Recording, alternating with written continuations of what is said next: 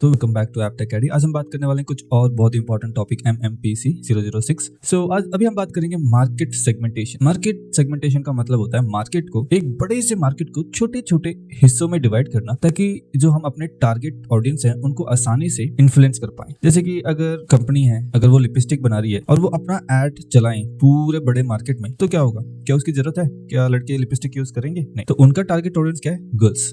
सो वो अपने target audience को जब हम डिवाइड कर देते हैं सिर्फ जेंडर के बेस में या फिर एज के बेस में या फिर उनके लाइफस्टाइल के बेस में, उसको हम बोलेंगे सेगमेंटेशन। अब हम बात करते हैं टाइप ऑफ सेगमेंटेशन। सबसे पहले आता है डेमोग्राफिक सेगमेंटेशन।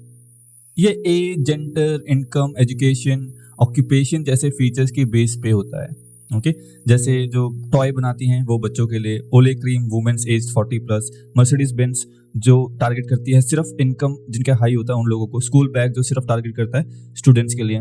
जैसे कि हम अपने एज और जेंडर के अकॉर्डिंग कपड़े पहनते हैं, वैसे ही कंपनियां भी प्रोडक्ट उसी तरह स्पेसिफिक लोगों के लिए बनाती है। क्योंकि फिर आता है हमारे पास ज्योग्राफिक सेगमेंटेशन। ज्योग्राफिक सेगमेंटेशन में होता है हम लोकेशन के बेस में बड़े ग्रुप को डिवाइड करते हैं, जैसे कंट्री, सिटी, क्लाइमेट, राइट। जैसे कि राजस्थान में ज़्यादा एसी वगैरह बेचेगी क्योंकि वहाँ गर्मी है। अगर हिमाचल है तो वहाँ पे कंपनियां हीटर वगैरह बेचेगी। केरला, मुंबई तो रेनकोट, ऐसी चीज़ें ज़्यादा जाएंगी। ओके फिर आता है हमारे पास साइको ज्योग्राफिक सेगमेंटेशन। अब साइको ज्योग्राफिक सेगमेंटेशन में होता है lifestyle, value, interest, personality. Okay अब हम डिवाइड करते हैं लोगों को लाइफस्टाइल के बेस पे, उनके वैल्यू के बेस पे, इंटरेस्ट के बेस में और पर्सनालिटी के बेस में। ओके अब जैसे फिटबिट वॉच होगी तो क्या हो गया, वो हम ऐसे लोगों को टारगेट करते हैं जो फिट हैं, फिटनेस फ्रीक हैं। ओके स्टारबक हो गया, हम उन लोगों को टारगेट करते हैं जो यंग अर्बन प्रोफेशनल्स हैं, okay who value experience. Okay अब ऑर्गेनिक फूड ब्रांड क्या है, वो उन लोगों को फोकस कर रही है, सिर्फ उन्होंने अपना सेगमेंट बना रखा है क्या है, जो हेल्थ कॉन्शियस लोग हैं, इको फ्रेंडली कस्टमर्स हैं।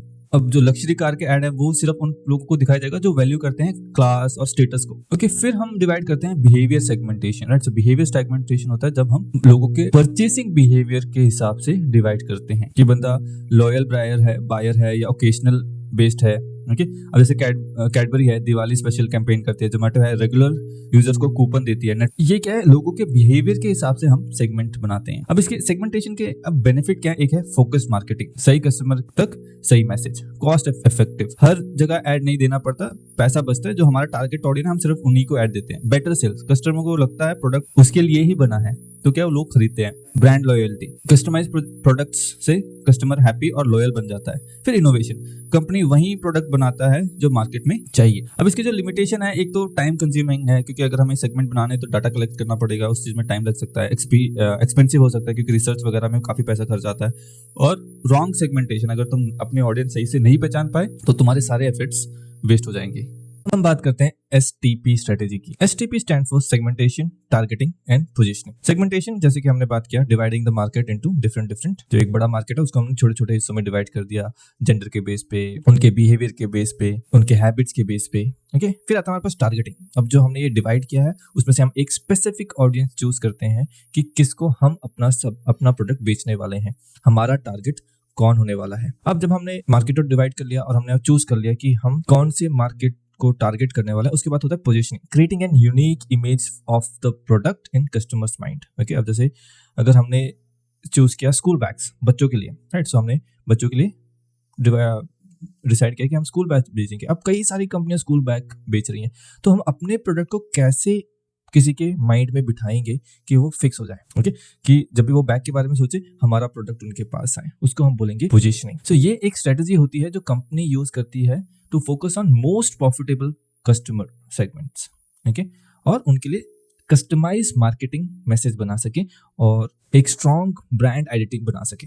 ओके अब सबसे पहले जो स्टेप होता है सेगमेंटेशन, जैसे कि हमने पहले भी अभी जस्ट वीडियो में पहले बात करी, सेगमेंटेशन होता है कि हम एक बड़े से मार्केट को छोटे छोटे हिस्सों में बांट देते हैं, ताकि उससे क्या होता है हम समझ पाते हैं कि कितने तरह के कस्टमर हैं। और जब हम समझ पाते हैं कि किस किस तरह के से कस्टमर हैं, क्या क्या उनकी नीड है, तो हम उनको और स्पेसिफिकली हम उनको सर्विस प्रोवाइड कर सकते हैं, गुड्स प्रोवाइड कर सकते हैं। ओके सो अब जो दूसरा स्टेप आता है वो आता है targeting.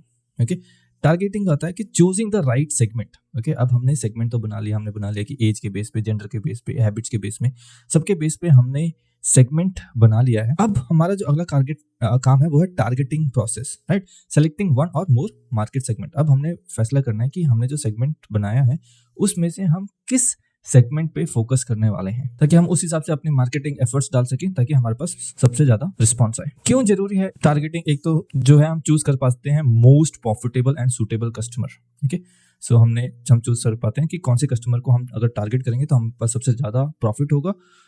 Okay, optimise marketing efforts. Okay, अगर हमें पता है कि अगर जैसे मैं घड़ी बना रहा हूँ और मुझे पता है कि मैं ये बना रहा हूँ इनकम के लिए, ओके, जो इनकम बेस पे बना रहा हूँ कि जिसके हाई इनकम होगा वो खरीदेगा, तो मैं सिर्फ उस हिसाब से एडवर्टीजमेंट करूंगा। मेरे को हर जगह पे अपने घड़ी की एडवर्टीजमेंट करने की जरूरत नहीं है, सिर्फ अमीर लोगों को तक ही मैं अपना एफर्ट्स दूंगा, मार्केटिंग करूंगा। Create effective advertisement. अब मुझे पता है कि मैं किस लोगों को टारगेट कर रहा हूँ, तो मैं उस हिसाब से एडवर्टीजमेंट करूंगा।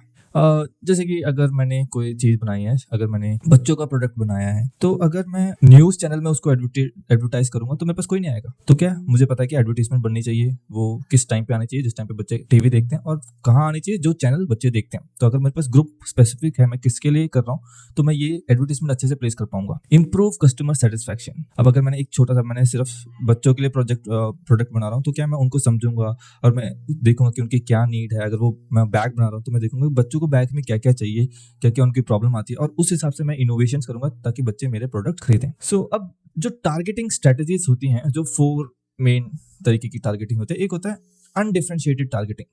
ओके, अनडिफरेंशिएटेड मींस हम ऐसे कोई स्पेसिफिक नहीं लेते, पूरे एंटायर मार्केट को हम अपना ही कस्टमर समझते हैं। जैसे कि जो कॉमन गुड्स के लिए होते हैं, जैसे साल्ट, शुगर, पेट्रोल, ठीक है, हम कोई स्पेसिफिक लोग नहीं है, सबको खरीदना है, सबको चाहिए। Okay, undifferentiated targeting. फिर होता है डिफरेंशिएटेड टारगेटिंग। अब इसमें ये सेगमेंटेड मार्केटिंग के लिए होता है, जैसे हम डिफरेंट मार्केटिंग करते हैं डिफरेंट सेगमेंट्स के लिए। एक सेम कंपनी है, वो वेराइटी ऑफ प्रोडक्ट बनाती है डिफरेंट डिफरेंट सेगमेंट्स के लिए।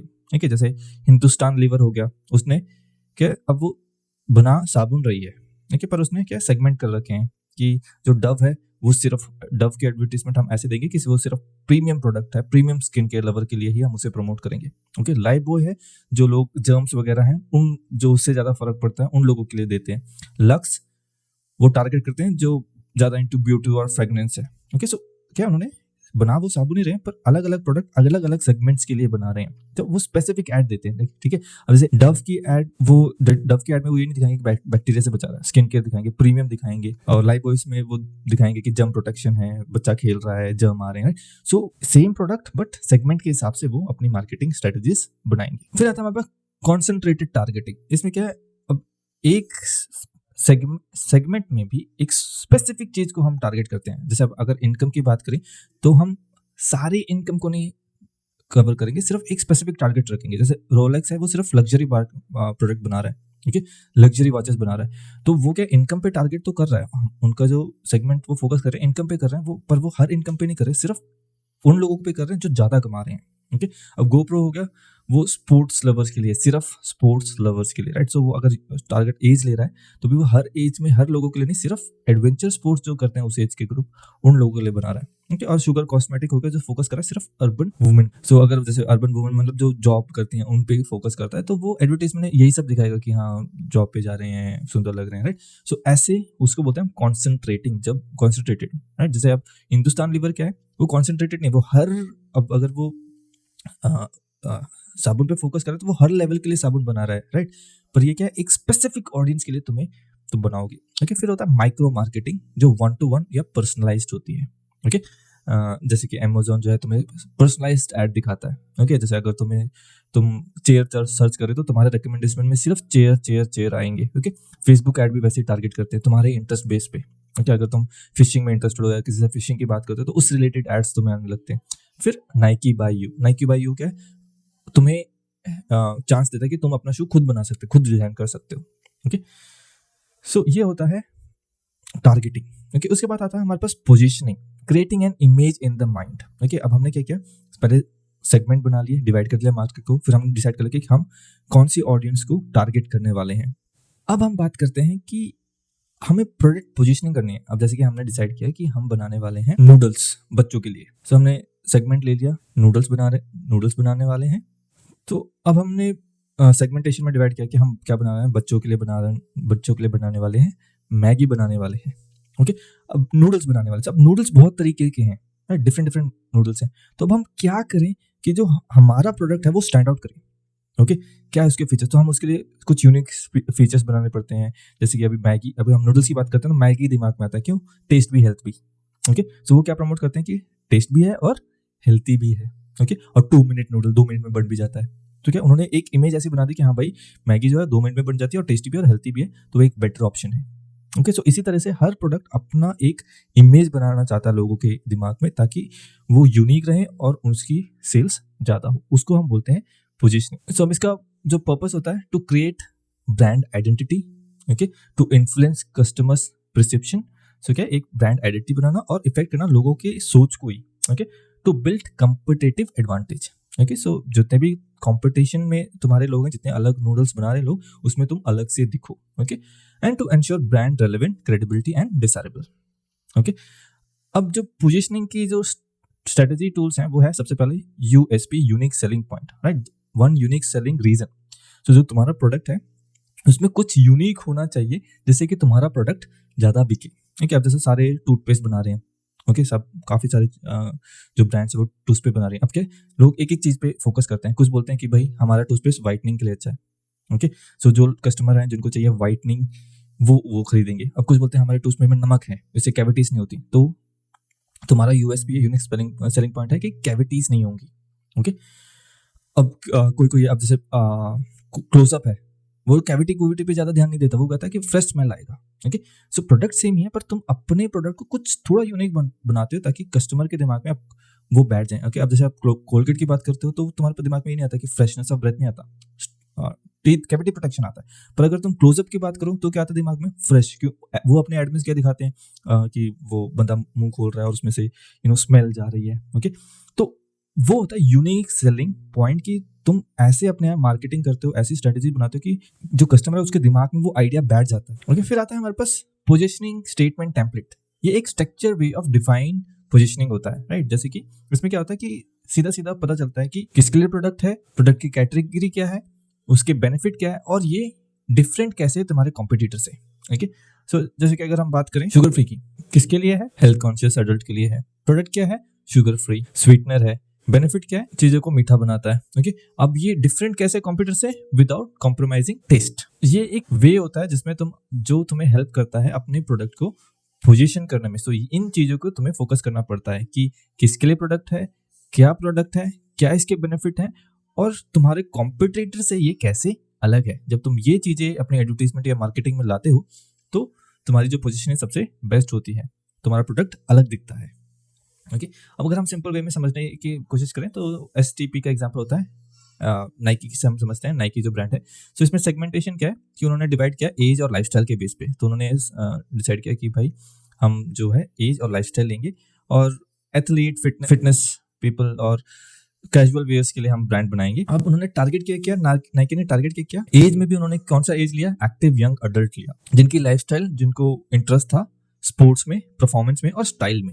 ओके, फिर उन्होंने अपना जो है पोजीशन किया अपना प्रोडक्ट। ओके, जैसे कि हाई परफॉर्मेंस। तो उन्होंने कैसे प्रेस किया कि जो नाइकी के प्रोडक्ट हैं वो हाई परफॉर्मेंस है और एम्पावर करते हैं तुम्हें। उनका स्लोगन क्या था? Just do it. फोकस करते हैं inspiring athletic achievement and motivation. So I hope इससे तुम्हें ये टॉपिक अच्छे से समझ आ गया होगा। अगर फिर भी कुछ नहीं समझ आया तो तुम मुझे कमेंट में बता सकते हो। Thank you so much for watching this video.